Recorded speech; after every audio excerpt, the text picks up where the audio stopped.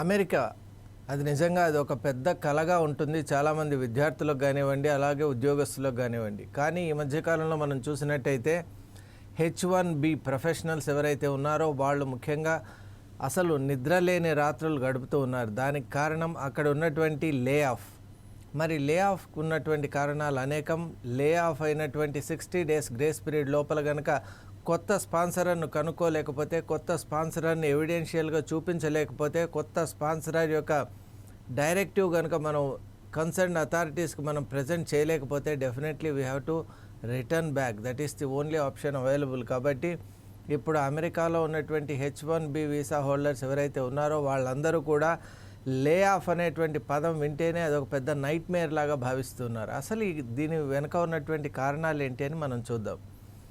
ఒకప్పుడు అమెరికా అంటేనే ఒక సుస్థిరత, ఒక కొత్త జీవితం, అలాగే ఒక సంపన్నమైనటువంటి విలాసవంతమైనటువంటి ఒక విధానం అని భావింపబడుతూ ఉండేది. అలాగే అమెరికాకు వెళ్ళాడంటే అదొక సరికొత్త ప్రపంచం. ఇక అమెరికా నుండి తిరిగి వచ్చేటువంటి ఆలోచన కూడా వాళ్ళకు ఉండదు.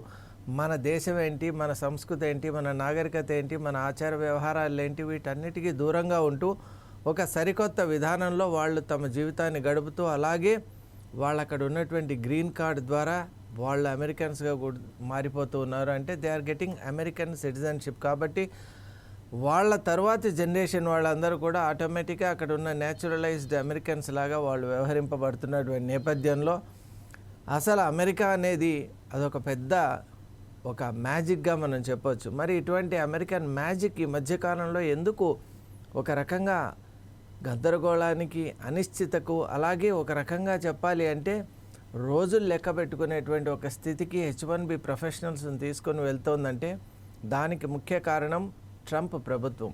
ట్రంప్ ప్రభుత్వం వచ్చిన తర్వాత మనం చూసాం సెకండ్ టర్మ్లో మరీ దారుణమైనటువంటి కొన్ని మార్పులు. ముఖ్యంగా America is for Americans and America first అనేటువంటి నినాదంతో ముందుకు వచ్చినటువంటి ట్రంప్ గవర్నమెంట్ నిజంగా కొన్ని సంచలనాత్మకమైనటువంటి నిర్ణయాలు తీసుకునింది. అసలు రేషియల్ డిస్క్రిమినేషన్ మనం మామూలుగా చూసినట్టయితే ఎంత ఇవాల్వ్డ్ సొసైటీలో కూడా ఈనాటికి కలర్ డిఫరెన్సియేషన్, వీళ్ళు బ్లాక్స్, వీళ్ళు వైట్స్, వీళ్ళు బ్రౌన్స్, ఇలాంటి ఒక డిఫరెన్సియేషన్ ఉంటుందంటే అసలు ఆ నాగరికతను మనం ఏం చెప్పాలి?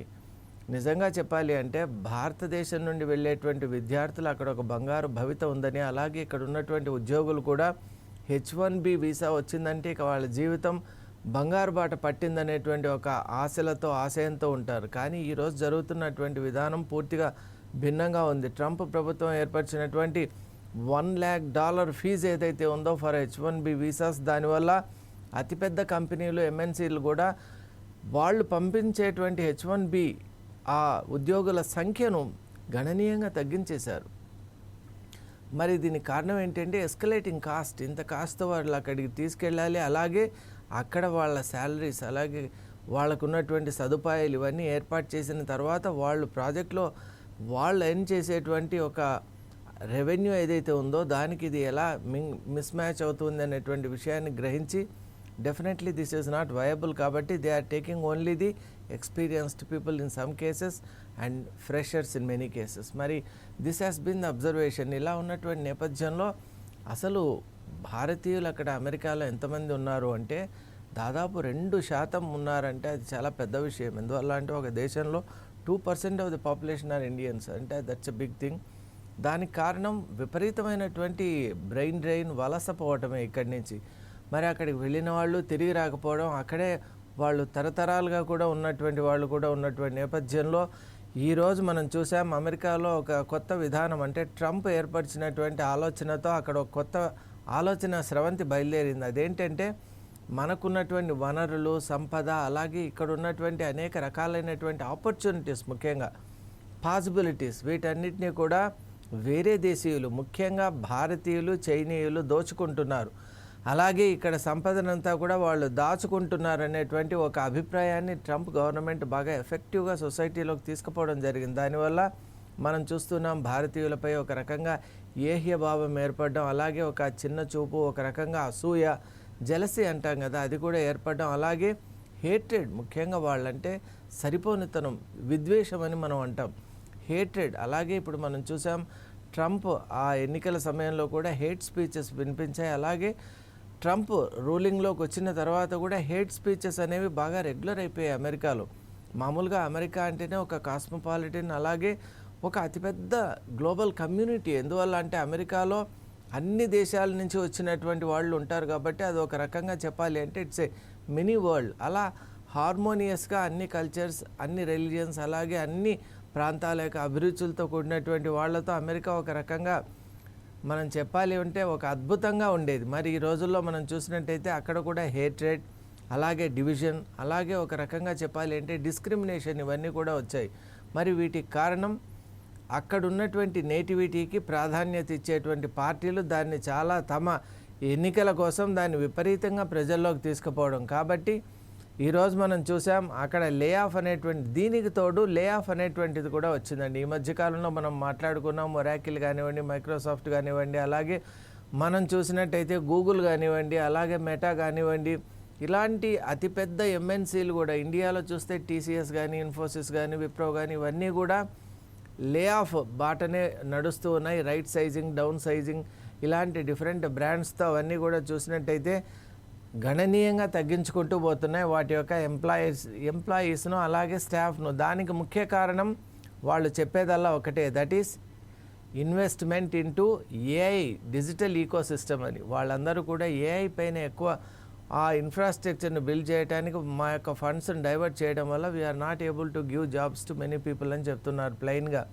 మరి ఇలాంటి నేపథ్యంలో ఈ లే ఆఫ్ అనేటువంటిది ఎప్పుడైతే అమెరికాలో కూడా స్టార్ట్ అయిందో దానివల్ల H1B వీసాస్ హోల్డర్స్ ఎవరైతే ఉన్నారో వాళ్ళు as per stipulations only 60 days of grace period ఉంటుంది. కాబట్టి వాళ్ళకి every day, every hour, every minute, every second is important to them. వాళ్లకు ఒక్కసారి లే ఆఫ్ అయిన తర్వాత 60 days లోపల కనుక వాళ్ళు కొత్తగా పిటిషన్ వేయలేకపోతే, కొత్త స్పాన్సర్ని కనుక్కోలేకపోతే, I think most of the కేసెస్లో the American journey has come to a kind of dead end అని మనం అనుకోవచ్చు.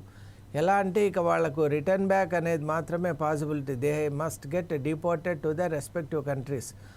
మరి ఇటువంటి ఆప్షన్ ఉన్నటువంటి నేపథ్యంలో అమెరికాలో ఉన్నటువంటి అక్కడ భారతీయుల యొక్క సిచ్యువేషన్ ఏంటి అని కనుక మనం ఆలోచన చేసినట్టయితే, అక్కడ మన వాళ్ళు వెళ్ళిన తర్వాత ఇప్పుడు ఫస్ట్ మన వాళ్ళందరూ కూడా స్టూడెంట్స్గా ఇక్కడ గ్రాడ్యుయేషన్ చేసి ఇంజనీరింగ్ కానీ, మెడిసిన్ కానీ, ఎనీ 4-year కోర్స్ చేసిన తర్వాత న్యాచురల్ ఆర్క్ ఏంటి అంటే F1 వీసాతో అమెరికాలోకి ఎంటర్ కావడం, అక్కడ మాస్టర్స్ డిగ్రీ చేయడం, ఆ మాస్టర్స్ డిగ్రీ తర్వాత H1B వీసా హోల్డర్గా ప్రొఫెషనల్గా స్పాన్సర్ ద్వారా కన్వర్ట్ కావడం. That is their life achievement. ఇక ఒక్కసారి అది అయిపోయిందా, ఇక వర్క్ బేస్డ్ గ్రీన్ కార్డ్ సిస్టంలోకి వాళ్ళు ఆ ప్రాసెస్లోకి వాళ్ళు వెళ్ళిపోవడం, అలాగే వాళ్ళకు గ్రీన్ వీసా కూడా రావడం. అంటే it's like granting permanent residency program లాగా. మరి అటువంటిది కూడా వాళ్ళకి రావడం, ఇదంతా కూడా మనం చూస్తూ ఉన్నాం.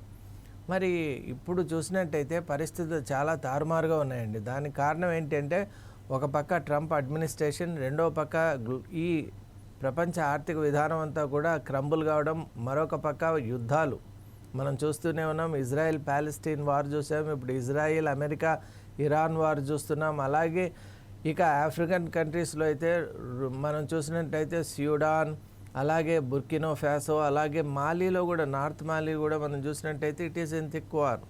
మరి ఇలా ప్రపంచంలో అనేక దేశాలు యుద్ధం బాట పట్టడం, ముఖ్యంగా మనం చెప్పడం మర్చిపోయాం, యుక్రెయిన్ రష్యా వార్ కూడా it is still going on. మరి ఇటువంటి పెద్ద పెద్ద దేశాలన్నీ కూడా వార్లో ఉండటం వల్ల ఎకనామిక్ సిచ్యువేషన్ చాలా దారుణం అయిపోయింది. ఈ మధ్యకాలంలో హెర్మూజ్ స్ట్రైట్ ఎప్పుడైతే బంధింపబడిందో అప్పుడు మనం చూసాం ప్రపంచంలో క్రూడ్ ఆయిల్, అలాగే ఎల్పిజి, అలాగే ఆయిల్ రిలేటెడ్ సంబంధిత ఎనర్జీ సెక్టార్ అంతా కూడా ఎలా కొలాప్స్ కావడం, దాని ఎఫెక్ట్ మిగతా డొమైన్స్పై పడటం. మరి ఇలా మనం చూసాం. ఇవన్నీ కారణాలు. అలాగే ప్రపంచంలో జియో పాలిటిక్స్ అనేది మారుతూ ఉండడం, వీటన్నిటి వల్ల అమెరికాలో ఒక కొత్త రకమైనటువంటి వాతావరణం ఏర్పడింది. ఒకప్పటి సుస్థిరత ఏదైతే ఉండేదో, అలాగే సాలిడిటీ ఏదైతే ఉండేదో అదంతా కూడా ఇప్పుడు బీటలు వారి అనిశ్చితి, అన్సర్టెనిటీ, అలాగే టెన్షన్, స్ట్రెస్. అందుకే మనం చూస్తున్నాం H1B వీసా ప్రొఫెషనల్స్ ఎవరైతే లే ఆఫ్ కాబడ్డారో వాళ్ళకి ఆపర్చునిటీస్ కానీ వాళ్ళకి ఏదైనా ఉంటే అక్కడ ఉండగలరు, లేకుంటే వాళ్ళకి ఇంకా డిపోర్ట్ కావాల్సిందే. అందువల్ల టెన్షన్, స్ట్రెస్ ఇవన్నీ కూడా వాళ్ళలో పెరిగిపోతున్నాయి. అలాగే ముఖ్యంగా లే ఆఫ్ టైంలో ఎమోషనల్ కాస్ట్, అంటే అమెరికాలో ఉండటం, ఆ emotional cost of staying at America కూడా చాలా ఎక్కువగా ఉంది. కాబట్టి ఆ ప్రొఫెషనల్స్లో చాలామందిలో సూసైడల్ టెండెన్సీస్ అనేటువంటివి కూడా వస్తున్నాయి. మరీ ముఖ్యంగా మనం చూస్తే H1B వీసా హోల్డర్స్, ముఖ్యంగా భారతీయులు ఏం చేస్తున్నారంటే ఖచ్చితంగా అక్కడ వాళ్ళు ఒక విల్లా తీసుకోవడమో లేదా ఒక రెసిడెన్షియల్ అపార్ట్మెంట్స్ కానీ అలాంటివి తీసుకోవడం జరుగుతుంది. Or in some cases they are going for independent houses also.